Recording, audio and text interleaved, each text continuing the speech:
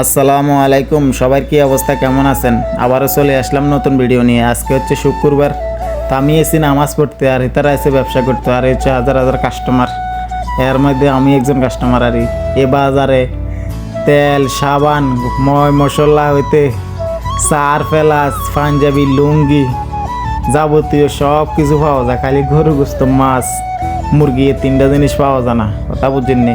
তো এই বাজারে হচ্ছে আল খালিস।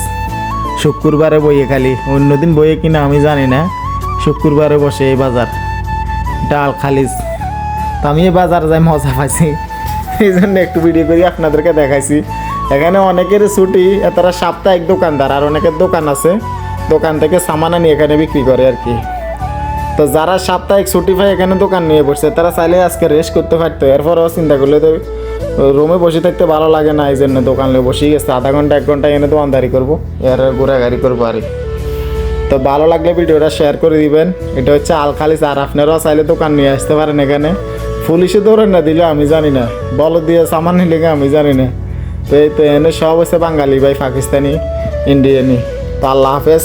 এই ভিডিও পর্যন্তই, পরবর্তী ভিডিও দেখার জন্য আমার